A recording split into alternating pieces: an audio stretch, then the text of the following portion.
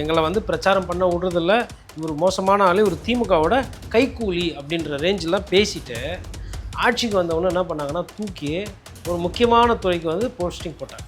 அப்போவே வந்து பத்திரிகையாளர்கள், பொது சிந்தனை பற்றி பேசக்கூடியவர்கள், விமர்சனம் பண்ணுறவங்களாம் என்ன சொன்னாங்கன்னா, என்னப்பா பேசுறது பேச்சு அவ்வளோ இருக்குது, ஆனால் செயல்பாடு வந்து வேறு மாதிரி இருக்கே அப்படின்னப்போ, முதல்ல கூப்பிட்டு வெத்தலை பாக்கு வச்சு முக்கியமான பதவியில் உட்கார வச்சு அழகு பார்த்துட்டு அதுக்கப்புறம் ஏதோ குத்துதே குடையுதுன்னு சொல்லிட்டு அரசியல் புரியாமல் இப்போ தூக்கிடுங்க. நான் சொன்னேன் ஃபஸ்ட்டு இந்த மாதிரி வந்து முட்டு கொடுக்குறது நிப்பாட்டுங்க சார். முதலமைச்சருக்கு தெரியலன்னா தெரியல, தலைமைச் செயலக வட்டாரத்தில் ஐயோ உமாநாத் சாரா நல்லா கான்ட்ராக்டர்ஸ்லாம் நல்லா ஃப்ரெண்டாக இருப்பார், ரொம்ப ஃப்ரெண்ட்லியாக இருப்பார். நான் எங்கே கேட்குறேன், நல்லா ஃப்ரெண்டாக இருப்பார், ஃப்ரெண்ட்லியாக இருப்பார், தூக்கி எதுக்குப்பா சிவில் சப்ளைஸ் கார்பரேஷனில் போட்டிங்க? அரிசி, கோதுமை அந்த மாதிரி விஷயம் ரேஷன் கடை சம்மந்தப்பட்டது, அதில் போய் இந்த மாதிரி ஒருத்தரை போடுறீங்க அப்படின்னா அப்போ உங்களுக்கு நிர்வாகம் தெரில தானே. இந்த விஷயத்தில் வந்து அமைச்சர் வெங்கட்ராமனுக்கு என்னோடய பாராட்டுகள். காரணம் என்னென்னா, வெங்கட்ராமன் வந்து இன்னும் பேரெல்லாம் கெடுத்துக்கல, அமைச்சராகி 2 மாதம் ஆச்சு, ஏதோ நல்லது செய்யணும்னு முயற்சி பண்ணுறாரு. இங்கே பிரச்சனை வந்து விஜய் சார் தான். அந்த கட்சியில் நிறைய நேரத்தில் பார்த்தீங்கன்னா இந்த மாஃபியாவை பெரிய பெரம்பெத்து உரின்னு உற்சாவே பாதி பிரச்சனை சரியாயிடும். ஆனால் அரசுடைய உதவி இல்லாமல் பண்ண முடியுமாண்ணா? இது அரசோட உதவினா பாலிசி டெசிஷன் அரசாங்கத்துக்கு மேலே தெரியுது. அரசு அதிகாரிகள் இருக்கிறாங்கல்ல, அவங்க கீழ் லெவலில் பண்ணுறது. நாங்கள் பேப்பர்லாம் நாங்கள் பார்த்துக்கிறோன்னா யாருன்னா பிரச்சனை பண்ண உடனே நீங்கள் பார்த்துக்கோங்கன்னு கட்சி ரீதியாக சாட்டி விட்ருவாங்க.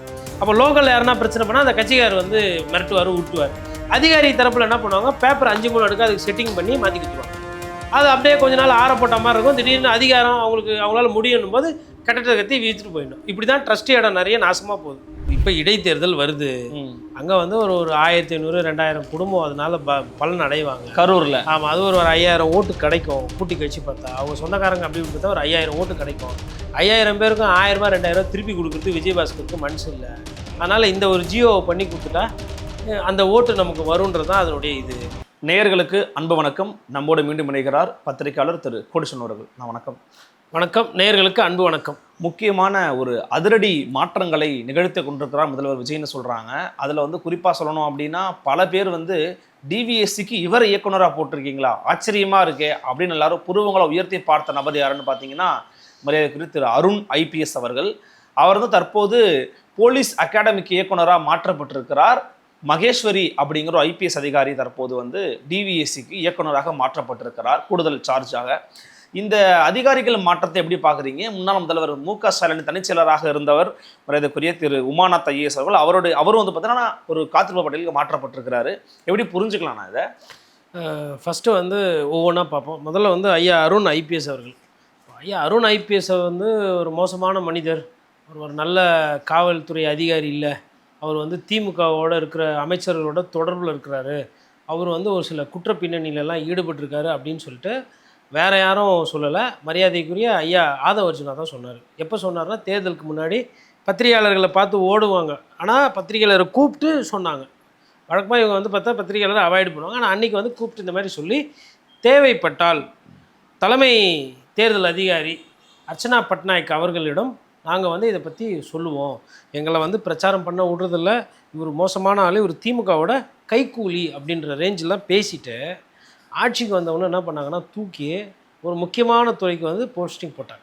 அப்போவே வந்து பத்திரிகையாளர்கள், பொது சிந்தனை பற்றி பேசக்கூடியவர்கள், விமர்சனம் பண்ணுறவங்களாம் என்ன சொன்னாங்கன்னா, என்னப்பா பேசுறது பேச்சு அவ்வளோ இருக்குது, ஆனால் செயல்பாடு வந்து வேறு மாதிரி இருக்கே அப்படின்னப்போ, ஒரு சில முட்டு கொடுக்குறதுக்குன்னு முதல்ல ஓடி வருவாங்க இல்லையா, அவங்க என்ன சொன்னாங்கன்னா, இது பயங்கரமான மாஸ்டர் ஸ்ட்ரோக்கு, அதாவது மரத்தை வெட்டி மரத்து மேலே சாய்க்கிற மாதிரி ஒரு ஸ்ட்ராட்டஜி இது. ஏன்னா அருண் ஐயாவுக்கு வந்து திமுகவில் இருக்கிற உள் ரகசியங்கள்லாம் தெரியும்.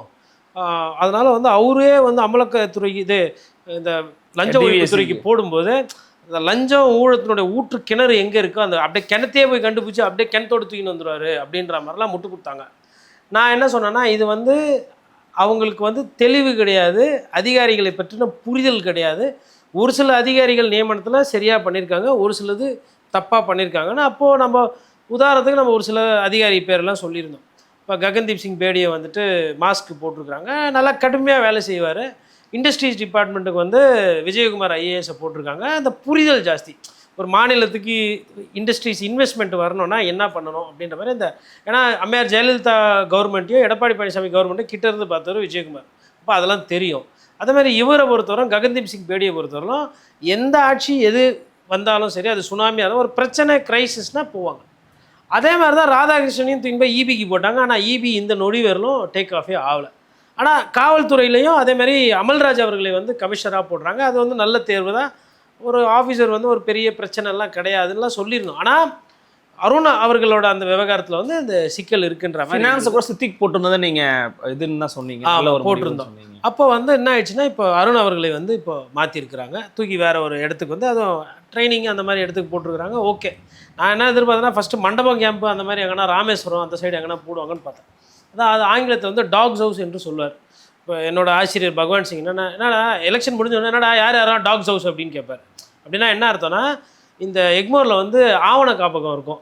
ஐஏஎஸ் அதிகாரிலாம் தூக்கி அங்கே போட்டுருவாங்க. Archaeology department. அதில் என்னென்னா இந்த பழைய பேப்பரு கவர்மெண்ட் ஆர்டர்லாம் பத்திரம் பண்ணி வைக்கிறது. அங்கே நீங்கள் போய் பார்த்தீங்கன்னா அந்த அதிகாரி பார்த்தீங்கன்னா படம் பார்த்துன்னு உட்காந்துருக்கலாம். சீனியர் ஐஏஎஸ் ஆஃபீஸரு வேலையே இருக்காது. ஒரே ஒரு வண்டி கொடுப்பாங்க. பாதி நேரம் வந்து டஸ்ட்டாக இருக்கும் அந்த ஆஃபீஸ்லாம்.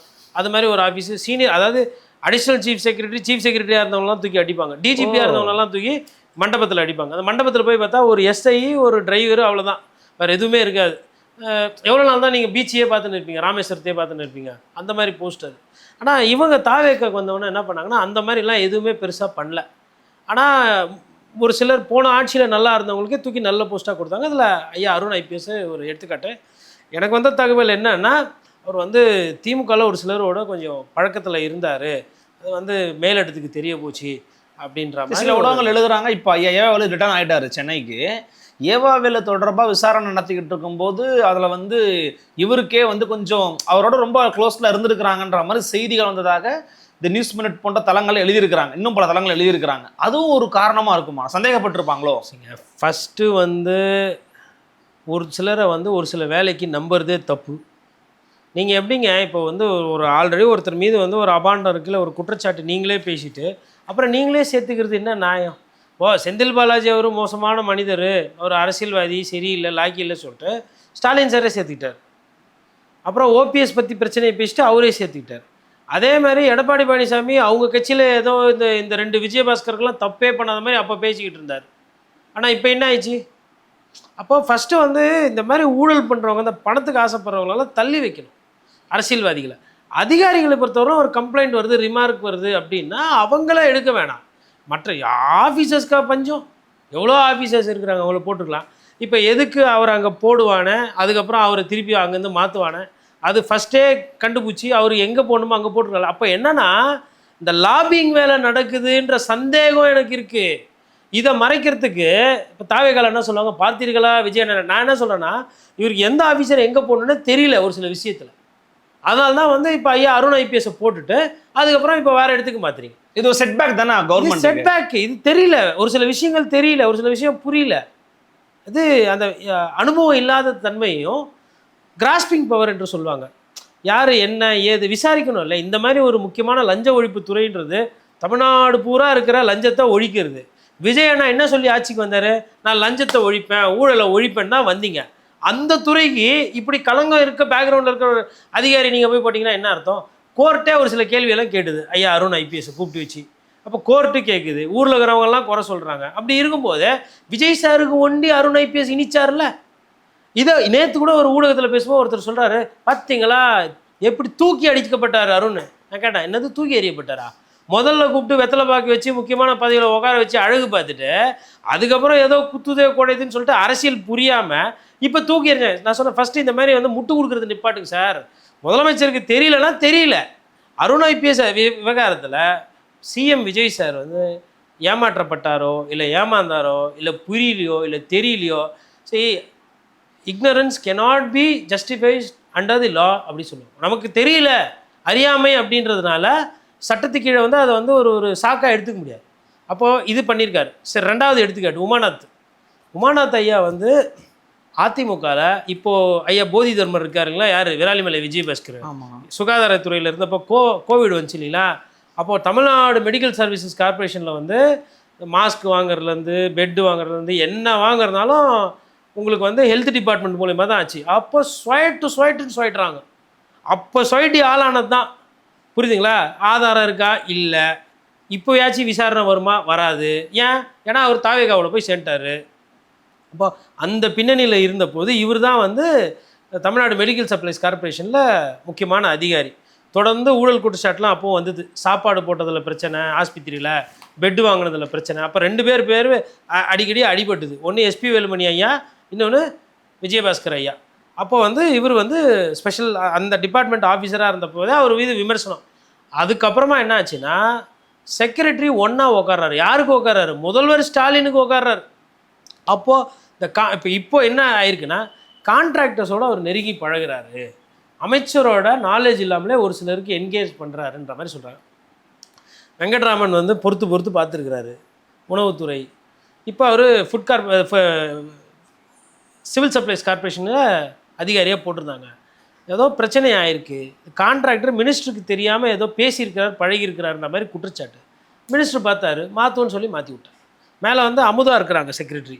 அவங்க வந்து ஓரளவுக்கு வந்து இந்த மாதிரி விவகாரத்துலலாம் தலையிட மாட்டாங்க. அவங்க பேரை இன்னி வரலும் கெடுத்துக்காம தான் இருக்கிறாங்க, ஐஏஎஸ் அதிகாரி அமுதா. பட் இவர் வந்து அப்படி கிடையாது. இவருக்கு வந்து ஒரு சில குற்றச்சாட்டுகள் வருது. அதாவது இன்னும் ப்ரூஃப் கீஃப் அந்த மாதிரிலாம் கிடையாது. ஆனால் இவரை பற்றி விசாரிக்கும் போது பெரிய நல்ல பேர் தலைமைச் செயலக வட்டாரத்தில் கிடையாது. தலைமைச் செயலக வட்டாரத்தில் ஐயோ உமாநாத் சாரா, நல்லா கான்ட்ராக்டர்ஸ்லாம் நல்லா ஃப்ரெண்டாக இருப்பார், ரொம்ப ஃப்ரெண்ட்லியாக இருப்பார். நான் எங்கே கேட்குறேன், நல்லா ஃப்ரெண்டாக இருப்பார், ஃப்ரெண்ட்லியாக இருப்பார், தூக்கி எதுக்குப்பா சிவில் சப்ளைஸ் கார்ப்பரேஷனில் போட்டிங்க? அரிசி கோதுமை அந்த மாதிரி விஷயம் ரேஷன் கடை சம்மந்தப்பட்டது. அதில் போய் இந்த மாதிரி ஒருத்தரை போடுறீங்க அப்படின்னா அப்போ உங்களுக்கு நிர்வாகம் தெரில தானே? அப்போ பாருங்கள், 2 அதிகாரி, ஒரு ஐஏஎஸ் ஐபிஎஸ் அதிகாரியை மாற்றிட்டு இப்போ எதுக்கு காத்திருப்போர் பட்டியலில் வைக்கிறீங்க? ஏன்னா இந்த உண்மையை வெளியில் சொன்னால் அசிங்கம். அதனால் என்ன பண்ணுன்னா வேகன்சி வெயிட்டிங் லிஸ்ட்டில் இப்போ நம்ம பேசிட்டோம் இல்லை, உடனே இது வெளியில் வர மாதிரி வேறு ஏதாவது ஒரு டம்மி போஸ்ட் போடுவாங்க.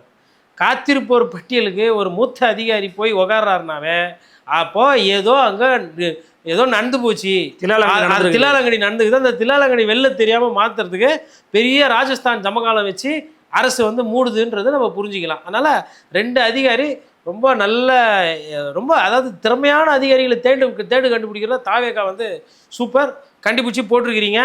போட்டுட்டு நீங்களே வந்து இவங்களை வச்சு என்ன பண்ணுறது தெரியாமல் மாற்றிருக்கீங்க. But never the late. இந்த விஷயத்தில் வந்து அமைச்சர் வெங்கட்ராமனுக்கு என்னோடய பாராட்டுகள். காரணம் என்னென்னா வெங்கட்ராமன் வந்து இன்னும் பேரெல்லாம் கெடுத்துக்கல. அமைச்சராகி 2 மாதம் ஆச்சு. ஏதோ நல்லது செய்யணும்னு முயற்சி பண்ணுறாரு. இங்கே பிரச்சனை வந்து விஜய் சார் தான் அந்த கட்சியில். நிறைய நேரத்தில் பார்த்தீங்கன்னா எதுக்கு இந்த மாதிரி ஆஃபீஸர்லாம் மாற்றி போடுவாங்க, அதுக்கப்புறமா கஷ்டப்படுவாங்க. பட் இனியோ வெங்கட்ராமன் அவர்கள் வந்து அவரோட தூண்டுதலின் பேர்லையும் அவர் ஒரு சில முயற்சி எடுத்தது பேர் தான் இந்த ட்ரான்ஸ்ஃபர் வந்து வந்திருக்குன்னு சொல்கிறாங்க. நான் விசாரித்த போது இல்லை அது நல்ல முடிவுன்னு தானே. அமைச்சர் ஏதோ ஒரு தவறுகள்லாம் தடுக்கணும்னு துறையில் நினைக்கிறாரு. அதனால் அமைச்சருக்கு வாழ்த்துக்கள். நீங்கள் வந்து இதுக்கு முன்னாடியே கூட விஷ்லிஸ்ட்டில் இருக்கிற ஒரு மினிஸ்டர்ஸோட பட்டியல் வந்து நீங்கள் பேசும்போது ராஜ்பவன் கொஞ்சம் நல்லா பண்ணுறாருப்பா, அமைச்சர் ரமேஷ் நல்லா பண்ணுறாருப்பான்னு கூட நீங்கள் பட்டியலிட்டு சொல்லியிருக்கிறீங்க. இப்போ அந்த பட்டியலில் இருக்கிற ஒருத்தர் தான் இப்போது தலைப்புச் செய்தியாக மாறி இருக்கார், அமைச்சர் ரமேஷ் அவர்கள் தான். ஏன்னா அமைச்சர் ரமேஷ் அவர்கள் ஹெச்ஆர்என்சி கீழே இருக்கிற ஒரு நிலத்தை தன்னுடைய பேரில் வந்து பத்திரப்பதிவு பண்ணிட்டாருன்னு ஒரு பக்கம் செய்தி பரப்புகிறாங்க. ஒரு பக்கம் அவர் என்ன சொல்கிறாருன்னா, என் மேலே அபாண்டமாக புகார் சொல்கிறாங்க, உங்களெல்லாம் இருங்க போலீஸில் பிடிச்சி கொடுக்குறேன் அப்படின்னு அவர் பக்கம் பேசிக்கிட்டு இருக்கிறாரு. ஹெச்ஆர்என்சியில் என்ன தான் பிரச்சனை, என்ன நடந்துக்கிட்டு இருக்கு, நிலங்கள் பற்றின பிரச்சனை பற்றி கொஞ்சம் புரிய வைங்களேன். அது ரமேஷை பொறுத்தவரையிலும் வந்து வயசு கம்மிக்கு இவ்வளோ லோடு இவ்வளோ பிரச்சனை வந்து தாங்காது. ஆனால் வருது. இப்போது அந்த இடத்த பொறுத்தவரையிலும் பழனி ஐயா முருகன் கோயிலுக்கு சம்மந்தமான இடம். அது வந்து கீழடிவாரத்தில் இருக்குது. 1.4 ஏக்கரா. அதோட சொத்து மதிப்பு கிட்டத்தட்ட 100 கோடி தாண்டும். அது வந்து ஒரு ட்ரஸ்ட்டுக்கிட்ட இருக்குது. அதாவது கோயிலோட டைரக்ட் இது கிடையாது, ட்ரஸ்ட்டு வந்து கோயிலுக்கு வேண்டிய தர்ம காரியங்களுக்கு இது வந்து பயன்படணும் அப்படின்ற மாதிரி எழுதி வச்சுருக்கிறாங்க. அதை தானமாக கொடுத்தவங்க. அப்போ அந்த இதில் வந்து என்னென்னா கோயிலோட பயன்பாட்டுக்கு கோயிலோட தேவைகளுக்கு தான் அந்த இடத்த பயன்படுத்தணும்னு இருக்குது. இப்போ அந்த ட்ரஸ்ட்டில் இருக்கவங்க ஒரு சிலர் என்ன பண்ணுறாங்கன்னா, இது ட்ரஸ்ட்டு இடம், இதை எங்கள் இஷ்டத்துக்கு நாங்கள் விற்போம், வாடகை கொடுவோம், இல்லை கட்டடம் கட்டுவோம், இல்லை பார்க்கிங் கொடுவோம், நாங்கள் ஏதோ பண்ணிக்கிறோம், இது எங்களுது, இதை வந்து நாங்கள் வந்து விருப்பப்படுற ஆளுக்கு இதை பத்திரப்பதிவு பண்ணணும்னு சொல்லிட்டு ஒரு வழக்கு வந்து நிலுவையில். சரி, இப்போ இது மாதிரி விஷயத்தில் ஆல்ரெடி இன்னும் 2-3 உள் வழக்குகள் அதில் ஒளிஞ்சிருக்கு. இப்போ இது எதுவுமே வந்து புதுசாக இருக்கிற பிரச்சனை கிடையாது. இது வந்து உங்களுக்கு கிட்டத்தட்ட 2019 லிட்டிகேஷன் ஓடுதுன்றாங்க. ஒரு கேஸ் கிடையாது. இப்போது இன்றைக்கோ நாளைக்கோ கூட இன்னொரு கேஸ் இதே நிலம் சம்மந்தமாக வருது. அப்போ என்னன்னா, ஒரு குரூப் என்ன சொல்லுது, நாங்கள் தான் ட்ரஸ்டின்னுது. இன்னொரு குரூப் என்ன சொல்லுது, இவங்க ட்ரஸ்டி கிடையாது, இது வேற ஒருத்தர் பார்த்துக்கணுன்றது. இன்னும் அரசு சார்பாக என்ன சொல்கிறாங்கன்னா, இதுக்கு வந்து தக்கார் தான் வந்து இதுக்கு மேனேஜ் பண்ணோம், கஸ்டோடியனு.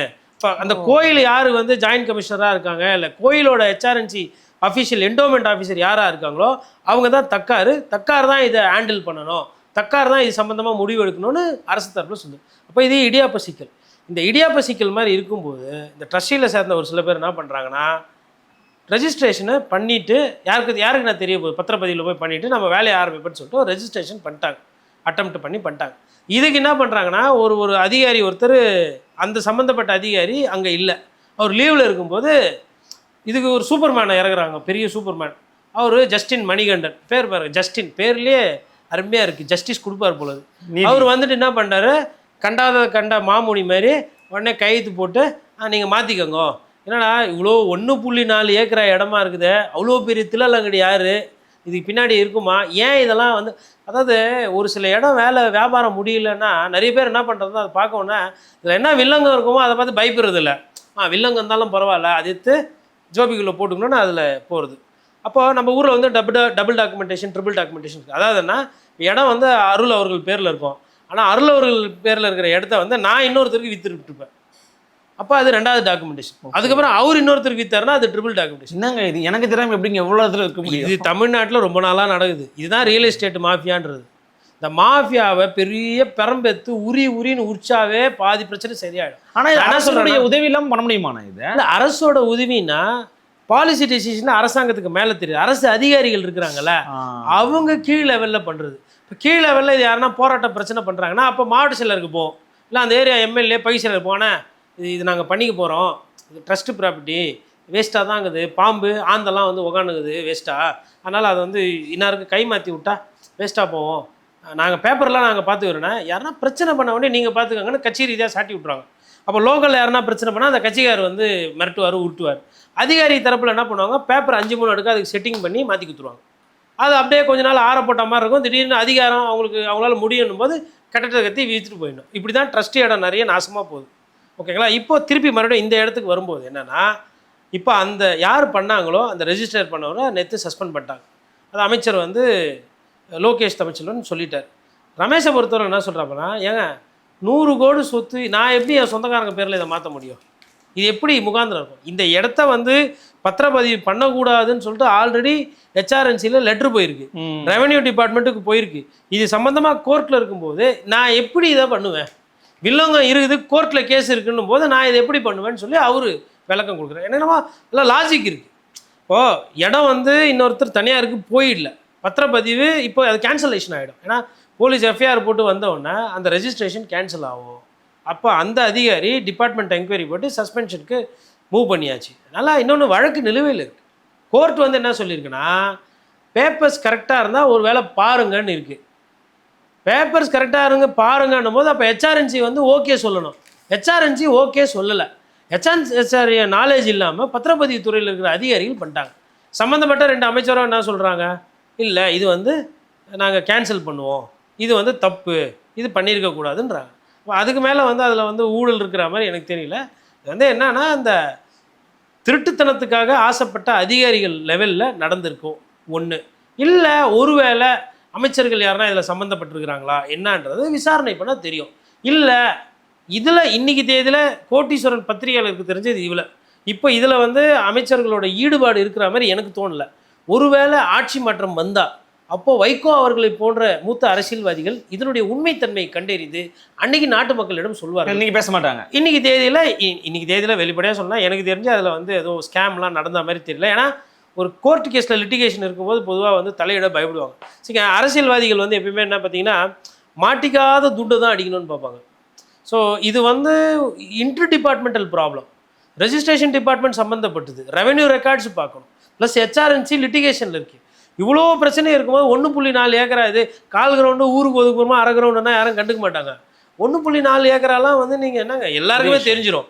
அதனால் ரமேஷ் வந்து அப்படி ஒரு பைத்தியக்காரத்தனத்தை பண்ணியிருக்க மாட்டார் அப்படின்ற மாதிரி நான் அதில் நினைக்கிறேன். இன்னொரு விஷயமும் இந்த கோயில் நிலத்தை பற்றி பேசும்போது நம்ம திமுகவினுடைய அமைச்சர் RS பாரதி இருக்கார்ல, அவர் ஒரு ப்ரெஸ் மீட் கொடுக்கும்போது இந்த மாதிரி எம்ஆர் விஜயபாஸ்கர் வந்து இனா நிலங்களை பற்றி பேசினாராம், பார்த்தாராம், உடனே ஒரு மனுவை கொடுத்தாராம், முதலமைச்சர் உடனே ஆர்டரை போட்டாராம். என்னங்க நாடகம் நடத்துறீங்க அப்படின்னு கேட்டார்ல, அதனுடைய பேக்ரவுண்ட் என்ன ஆக்சுவலி? அதாவது இப்போ இடைத்தேர்தல் வருது, அங்கே வந்து ஒரு 1500 2000 குடும்பம் அதனால பலன் அடைவாங்க கரூரில். ஆமாம், அது ஒரு 5000 ஓட்டு கிடைக்கும். கூட்டி கட்சி பார்த்தா அவங்க சொந்தக்காரங்க அப்படி இப்படி பார்த்தா ஒரு 5000 ஓட்டு கிடைக்கும்.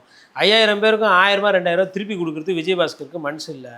அதனால் இந்த ஒரு ஜியோவை பண்ணி கொடுத்துட்டா அந்த ஓட்டு நமக்கு வருன்றது தான் அதனுடைய இது டிஃப்ரெண்ட் பெட்டிஷன்ஸ் இருக்குது, டிஃப்ரெண்ட் கோர்ட் கேஸ் அதுலேயுமே இருக்குது. அப்போது மொத்தமாக 19 ரூபா வந்து நீங்கள் ஃபுல்லாகவே வந்து ஒரு டிசிஷன் எடுக்க முடியாது. ஆனால் அரசு எடுத்துச்சு. இப்போ அதில் வந்து என்னோடய நிலைப்பாடு என்னென்னா, ரெண்டுத்தையும் பேசுவோம். அதில் சாதகம் பாதகம். சாதகம் அப்படின்றது அந்த இடத்துல இருக்கவங்க உண்மையிலே ஏழை பாழிகள்லாம் இருக்கிறாங்க. ஜோதிமணி எம்பி அதான் சொல்கிறாங்க, எவ்வளோ ஏழைகள் தெரியுமா விஷயத்தை வந்து ஏழை பாழிகள் இருக்கிறாங்க. இப்போ அரசே வந்து ஹவுசிங் போர்டு கட்டி ஸ்லம் கிளியரன்ஸ் போர்டில் வீடு கட்டி கொடுக்குது. சம்டைம்ஸ் இனாமா கொடுக்குது, சம்டைம்ஸ் கம்மி காசு கொடுக்குது. ஸோ அந்த அடிப்படையில் கோயில் நிலத்தை வந்து எடுத்து கொடுக்குறாங்க. பாவம் ஜனங்க தானே அனுபவிச்சுன்னு போகுதுன்னு ஒரு பார்வை பார்க்கலாம். சரி, இன்னொரு பாதை என்னன்னா, இது வந்து போங்காட்டம். அதாவது இப்போ கரூர் கொண்டு நீங்கள் பண்ணீங்கன்னா இப்போ தமிழ்நாட்டில் இது மாதிரி எல்லா இடத்துலையும் பண்ணணும். தமிழ்நாடு பூரா எல்லா இடத்துலையும் பண்ணிங்கன்னா கோர்ட்டில் நிறைய வழக்கு நிலுவை இருக்குது. கோர்ட்டு கேட்கும், அப்போ நான் என்னத்துக்கு டேஸ்காக இருக்கிறேன்னு கோர்ட்டு கேட்கும். எல்லா இடத்தையும் எடுத்து இப்படி குத்துட்டு, அதாவதுங்க தானம் பண்ணவங்க கோயிலுக்கு தானம் பண்ணுறாங்க. என்ன நோக்கத்துக்கு பண்ணுறாங்க? கோயிலில் தர்ம காரியங்கள் பண்ணுறதுக்கோ, இல்லை கோயிலில் வேலை செய்கிறவங்க அர்ச்சகராக இருப்பாங்க, இல்லை அந்த கோயிலுக்கு வந்து மாடு வச்சு பாலை ஊற்றிருப்பார், ஏதோ ஒன்று பண்ணியிருப்பார் கோயிலுக்கு, அந்த கோயிலுக்கு அது அவர் அந்த வேலையை செய்யறதுக்கு அதுக்கு தானமாக கொடுத்துருப்பாங்க. அப்போ அதை வந்துட்டு யார் அதை அனுபவிக்கிறது, எப்படி அனுபவிக்கணும், என்ன எதுன்ட்டுன்னு அந்த சொத்து உழைச்சி சம்பாரிச்சார் பாருங்க, அவர் எழுதி வச்சிருக்காரு. அது அந்த ஆத்மா வந்து என்ன நினைக்குது, இது இந்த காரியத்துக்கு போகணும், நான் செத்ததுக்கப்புறமும் இது நடக்கணுன்றது அவரோட வில், அவரோட உயில். அது ஓகே, அந்த உயிலை மாற்றுறதுக்கு உங்களோட அப்போ அது உங்களுக்கு யார் அதிகாரம் கொடுக்குறதுன்னு ஒரு கேள்வி வரும் சட்ட ரீதியாக. அது எப்படி பண்ணுறீங்க, என்ன பண்ணுறீங்க? அப்போ லாஜிக் இல்லை. அதனால் அது ஒரு இடியாப்ப சிக்கல். அந்த இடியாப்ப சிக்கலை என்ன பண்ணுறாங்கன்னா, கரூர் விஜயபாஸ்கர் அவர்கள் அவரோட அரசியல் ஆதாயத்துக்கு ஏற்று மாற்றிட்டு என்ன சொல்கிறாங்க, விஜயபாஸ்கர் ஜோதிமணி போன்றவர்களாம் மக்கள் பாவம். உண்மையில் மக்கள் பாவம் தான், ரைட்டு. ஆனால் இது அவங்க அரசுக்கு இடம் கிடையாது, அரசோட இடத்துல எதனா பண்ணி கொடுங்க அப்படின்ற அடுத்த கேள்வி வரும். அதே எப்படி டிஎன்பிசியில் வந்து இப்போ வேலை வாய்ப்பு வந்து இப்போ மாற்றி கொடுத்து அதை நியாயப்படுத்தி முட்டு கொடுத்துறாங்க. அதே மாதிரி தான் இப்போ அதில் வந்து நல்லதும் இருக்குது, கெட்டதும் இருக்குது. அதில் எனக்கு என்ன கருத்து சொல்கிறதுன்னு தெரியல. கோர்ட்டில் நிறைய கேஸ் நிலுவையில் இருக்குது. அதெல்லாம் ஓவர் ரூல் பண்ணி பை ரூல் பண்ணுறது. இன்னொன்று இப்போ இன்னொரு கேள்வி ஆர்எஸ்எஸ்லேருந்து என்ன கேட்குறாங்கன்னா, சரி கோயில் நிலம்லாம் இந்த மாதிரி தேடி பண்ணுறீங்களே, ஏன் சர்ச்சு நடம் மசூதி நடம்லாம் உங்களுக்கு கண்ணு தெரியலையா, அதெல்லாம் போய் இந்த மாதிரி பண்ணுவீங்களான்னு கேட்குறாங்க. உண்மைதான், அதெல்லாம் போய் யாரும் எதுவும் டச் பண்ணுறது கிடையாது. கோயில் நலன்னு வந்தால் அது வந்து ஒரு சிக்கல் தான், இது பார்க்கணும். அதனால தான் வந்து பிஜேபி என்ன கேட்குதுன்னா, அதை வந்து அரசுக்கிட்டேருந்து எடுத்துகிட்டு நீங்கள் வந்து அதை வந்து தனியாக கொடுக்கணுன்ட்டு. அப்படி தனியாக கொடுத்தா இப்போ இருக்கிறது மொத்தமாக போயிடும், ஏன்னா ட்ரஸ்ட் மாதிரி ஆகிடும். ட்ரஸ்ட்டு எங்கெல்லாம் இருக்குதோ, இந்த ஃபஸ்ட்டு ட்ரஸ்டீஸு ஒரு ட்ரஸ்ட்டு ஆரம்பித்து ஒரு 10-20 வருஷத்துக்கு நல்லா போகுங்க. இந்த ட்ரஸ்ட்டுக்கு முக்கியமாக இருக்கிற மூளையாக இருக்கிற இறந்துட்டதுக்கப்புறம் அடுத்து வர தற்கூரிகள், திருட்டுத்தனத்துக்கு சொந்தக்காரங்க, இல்லை அந்த இடத்த ஆட்டிய போகணும்னு நினைக்கிறதுக்கு அதுக்கு என்ன பண்ணால் எதனா இந்த மாதிரி கோல்மால் வேலைலாம் பண்ணும். உதாரணத்துக்கு எஸ்பிசிஏ, அது வந்து என்னன்னா நாய், பூனை, பறவை, விலங்குகளுக்காக சேவை செய்யறதுக்கோசரம் ஒருத்தர் வந்து உழைச்சிட்டு எடுத்து கொடுத்துட்டு போனாருங்க. அதில் ஒரு 4 பேர் வந்து பூந்தான். அப்புறம் இன்னொரு 4 பேர் பூந்து அதில் ஒரு சில வழக்கறிஞர்களே உள்ளே வந்து இந்த ட்ரஸ்ட்டை ஏமாற்றி ஆட்டியை பூட்டி அதில் இருந்த காசெல்லாம் எடுத்து அந்த பேங்க்கில் இருந்த பணத்தெல்லாம் கையாடல் பண்ணி பேங்க்கில் கிட்டத்தட்ட இப்போ ஒரு 1 கோடி ரூபா மாட்டிக்கிட்டு இருக்குது, வெளில வரல. இப்போ எனக்கு கண்ணெதிரில் தெரிஞ்சது எஸ்பிசிஏ. இது மாதிரி நிறைய ட்ரஸ்ட்டு, அதாவது ஒரு நோக்கத்துக்காக கொடுத்துருப்பாங்க ஒருத்தர், ஆனால் அந்த நோக்கம் வந்து நாசமாக போய் அதாவது அடுத்தவங்க காசுக்கு அலையிறது இருக்கு இல்லையா, அல்ப காசுக்கு, அது மாதிரி விஷயங்களால் வர பிரச்சனை தான். அந்த மனுஷனோட பேராசை இருக்குது பாருங்க. என்ன கேட்டால் ட்ரஸ்ட்டு விவகாரத்தில் வந்து அது அந்த இடம் வாங்குறதோ விற்கிறதோ இல்லை அந்த விஷயத்தில் போகிறதுன்றது ரொம்ப கை சுத்தமான இருக்கிற ஆளுங்க தான் அந்த இடத்துல போட்டால் அது செட் ஆகும். கொஞ்சம் எதனா கலப்படம் கலந்து போச்சாலும் அந்த ட்ரஸ்ட்டோட நோக்கம் வந்து நாசமாக போயிடுது. நேற்றைக்கு வந்து பார்த்தீங்கன்னா பல அமைச்சர்கள் வந்து முக்கியமான வேலையில் பார்த்தா மாதிரி முதலமைச்சர் விஜயும் அவருடைய தொகுதி பெரம்பூர் தொகுதி மக்களை போய் சந்தித்து பெரம்பூர் தொகுதி மக்களுக்கு தன் கைகளாலேயே புதிய ரேஷன் அட்டைகளை வழங்கியிருக்கிறாரு, ரேஷன் பொருளை போட்டிருக்கிறாரு. எல்லாரும் எப்போ வேணால் வாங்க, நம்ம அலுவலகம் தான் அப்படின்னு சொல்லி சிறப்பாக திறந்தெல்லாம் வச்சுட்டு போயிருக்கிறாரு. பார்த்தீங்களா எப்படி பெரம்பூர் 2.0 உங்கள் கண்களுக்கு தெரிகிறது? இல்லை, பெரம்பூர் 2.0ல் வந்து இப்போ அங்கே பேஸ்கெட் பால் கோர்ட் வரப்போகுதுன்றாங்க, ஃபுட்பால் டர்ஃப் வருதுன்றாங்க, எம்கேபி நகரில் பஸ் ஸ்டாண்டெல்லாம் மாற்றி கட்ட போகிறேன்றாங்க. அப்புறம் பஸ் நிறைய வருது, ஏசி பஸ் எல்லாம் கூட ஓட போகுது. வியாசார்படி, பெரம்பூரில், எம்கேபி நகர்லாம் நாங்கள். ம். அப்புறம் ஹவுசிங் போர்டை இடித்து திருப்பி கட்ட போகிறாங்க. அப்புறமா வந்து இன்சூரன்ஸ்லாம் எதனா ப்ரைவேட் மூலிமா எதனா அங்கே இருக்கிற மக்களுக்கு பண்ணி கொடுக்க முடியுமான்லாம் சொல்லிட்டு, குறிப்பாக வந்து துறை அதிகாரி ககன்தீப் சிங் பேடி வந்து சேர்லேயே உட்காரதில்ல, ஃபோன் எடுக்கிறதில்ல, சேரில் உட்காரதில்ல, பூரா பெரம்பூர் இது அவர் எம்எல்ஏ மாரி மிரட்டாரு. அவர் போய் இத்தை பண்ணும் அத்தை பண்ணும், முதலமைச்சர் அது கேட்குதோ இது கேட்குதோ அப்படி இப்படின்னு சொல்லிட்டு has some vision for Perambur. Perambur வந்து குளத்தூருக்கு நிகராவோ இல்லை குளத்தூரை விட மேலே ஒரு படி எடுத்துகிட்டு போகணுன்ற மாதிரி அரசு வந்து நோக்கம் செலுத்துது. விஜய் சாரை நம்ம விமர்சனம் அரசியல் ரீதியாக பண்ணுறோம். பட் பெரம்பூர் மக்களுக்கு அவருக்கு நல்லது செய்கிறாருன்னும் போது அதில் போய் என்ன கருத்து சொல்கிறதுன்னு தெரில. ஊழல் இல்லாமல் அந்த திட்டங்கள்லாம் வந்தால் அது நல்ல திட்டங்கள் தான். நான் பெரம்பூர் மக்கள் ஆகட்டும், வியாசார்படி, எம்கேபி நகர் இதெல்லாம் வந்து ரொம்ப தாழ்த்தப்பட்டவர்கள் நிறைய இருக்காங்க, விளிம்பு நிலையில் இருக்கிறவங்க. அதாவது லேபர் டாமினேட்டட் ஏரியாஸ் என்று தான் ஆங்கிலத்தில் சொல்லுவார்கள். தினக்கூலி அன்றாட வேலை போகிறவங்க தான் இருப்பாங்க. அவங்களுக்கு ஒரு 4 விஷயம் நல்லது நடக்குதுன்னா அது எந்த ஆட்சியில் நடந்தாலும் அதை நம்ம வரவேற்கணும், பொறுத்திருந்து பாவோம். ஆனால் விளம்பரம் அதிகமாக இருக்குது. நேற்று கூட பாருங்கள், இந்த சட்ட ஒழுங்கு பிரச்சனைலாம் அங்கங்கே சந்தி சிரிச்சிக்கிட்டு இருக்குது. இந்த விளம்பரம், அந்த காட்சி எடுக்கிறது, அது அப்புறம் பத்திரிகையாளர் திருப்பியும் மறுபடியும் பிளாட்ஃபார்மில் நிற்க வச்சு விஷுவல்ஸ்லாம் எடுக்கிறாங்க. பயந்து ஓடுறார் முதலமைச்சர் பத்திரிகையாளரை பார்த்து. அதுதான் ஒரு விமர்சனமாக இருக்க தவிர்த்து மற்றபடி பெரம்பூருக்கு அவங்க ஒரு ஆக்கப்பூர்வமான திட்டம், கிட்டத்தட்ட ஒரு 1000 கோடி ரூபாய்க்கு ஒரு தொலைநோக்கு பார்வை அவங்க வச்சுருக்கிறாங்க. அது ஒரு வேளை செலவாகுது ஒரு தொகுதிக்கு, அதாவது வடசென்னைக்கு அப்படின்னா, உண்மையில் வடசென்னையினுடைய அந்த ஃபேஸ் வந்து கொஞ்சம் மாறும். அது வந்து ஒரு வடசென்னை இல்லை இருக்கக்கூடிய மக்களை பார்க்கும்போது, இல்லை எனக்குமே அந்த இடத்தின் மீது ஒரு பெரிய ஒரு ஆர்வம் எல்லாமே இருக்குது. அதனால் நானுமே வந்து அந்த திட்டம் எப்படி வருதுன்றத மாதிரி தான் அதை பார்க்குறேன். அதனால் அந்த திட்டத்துக்கு வந்து வாழ்த்துக்கள். பல விதமான கருத்துக்களை தொடர்ச்சியாக பகிர்ந்துக்கிட்டு இருக்கீங்கன்னா அடுத்தடுத்த வீடியோவில் சந்திக்கலாம்னா ரொம்ப நன்றி. நன்றி.